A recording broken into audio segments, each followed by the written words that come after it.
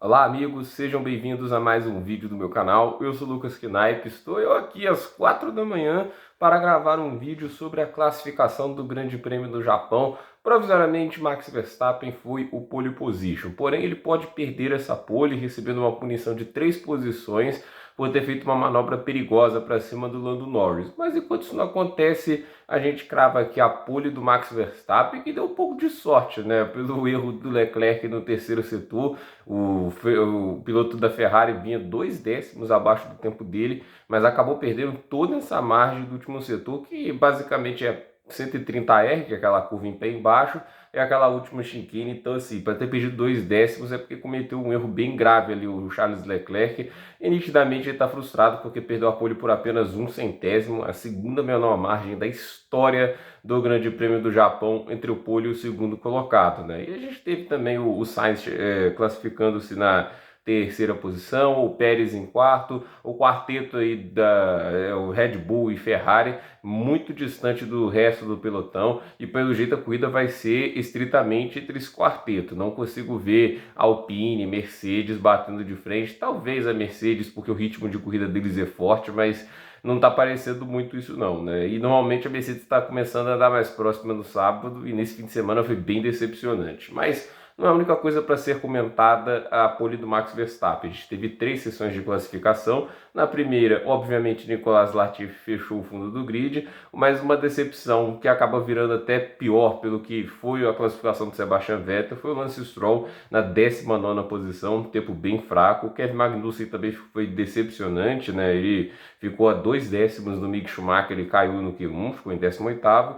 Pierre Gasly muito decepcionante, 17º, levou quase 2 décimos do Tsunoda, ficou de fora. E o Alexander Albon, com tudo que podia fazer ali com sua Williams, chegou na 16ª posição. Sebastian Vettel, que iria tão bem nessa classificação, a melhor classificação dele em bastante tempo, ele passou no Q1 15º, foi ali na Bacia das Almas. Então, assim, ficaram de fora no Q1 o Albon em 16º, Gasly em 17º, Magnussen em 18º, Stroll em 19º, Latifi em 20º. E é de se ressaltar que a Mercedes brincou com perigo, porque resolveu por algum motivo desconhecido dar umas voltas de pneu médio e depois foram para os macios na hora que viram que estavam ficando de fora logo no Q1.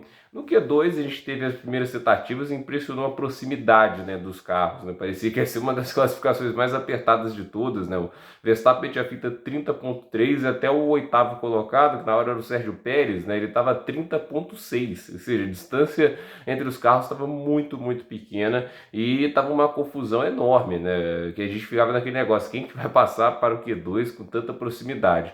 Aí colocaram pneus novos, o Sérgio Pérez naquele momento fez uma volta de 29,9, foi o piloto mais rápido do Q2, fez uma belíssima volta.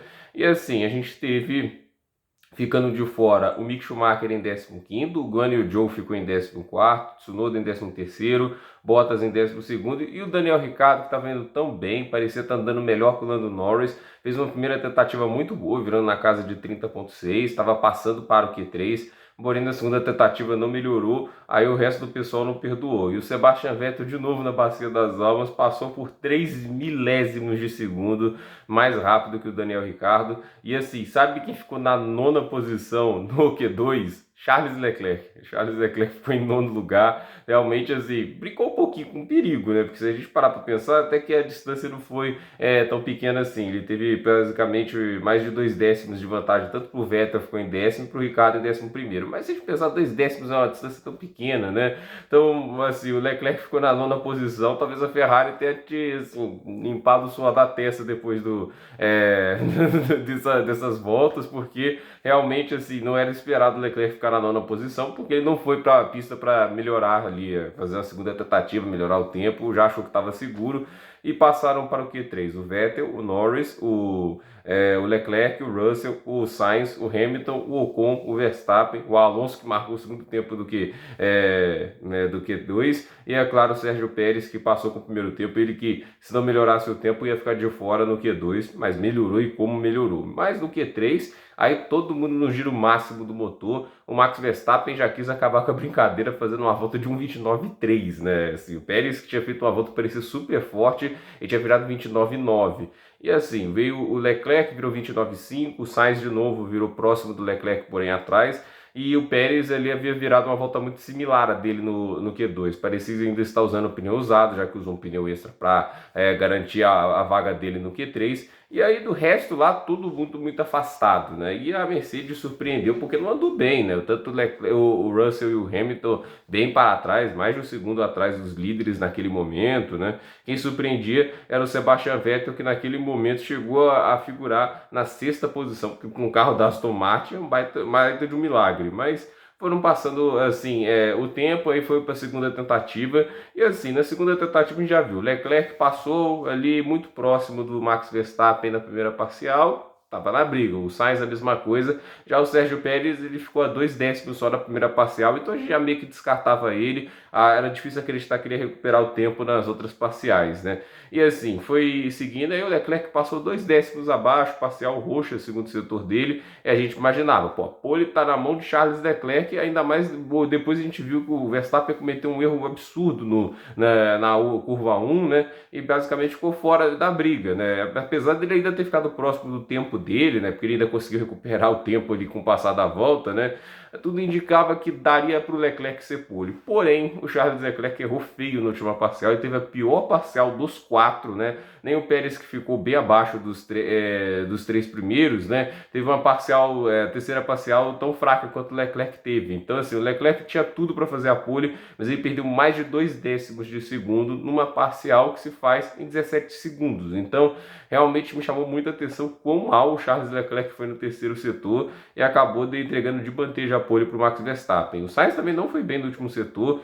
O Verstappen acertou bastante a última parcial, isso é nítido, mas, por exemplo, o Sainz, ele perdeu, se a gente for ver aqui, uns 60 centésimos a menos. Se o Leclerc perde esse tempo que o Sainz perdeu, a gente teria o Leclerc agora na pole position. Então, ficou assim a ordem dos 10 primeiros. Max Verstappen pole position, a ver se ele vai ser punido pelo movimento que fez em cima do Lando Norris. Foi bem estranho, né? Que ele estava mais lento antes de abrir a volta, o Lando Norris acelerou, aí o Norris foi para a grama. A punição normalmente para esse tipo de caso é de 3 posições, ou talvez a FIA inventar 5, né? Mas o fato é que o Leclerc ficou em segundo, Sainz em terceiro, Sérgio Pérez em quarto, Esteban Ocon em quinto, Lewis Hamilton em sexto, o Fernando Alonso em sétimo, George Russell em oitavo, Sebastian Vettel em nono e Lando Norris na 10ª posição. Os pilotos da McLaren vão largar juntinhos aí. E assim, a decepção do treino eu acho que é os carros da Mercedes, né? Porque eles ficaram longe, né, dos principais, estavam próximos das últimas corridas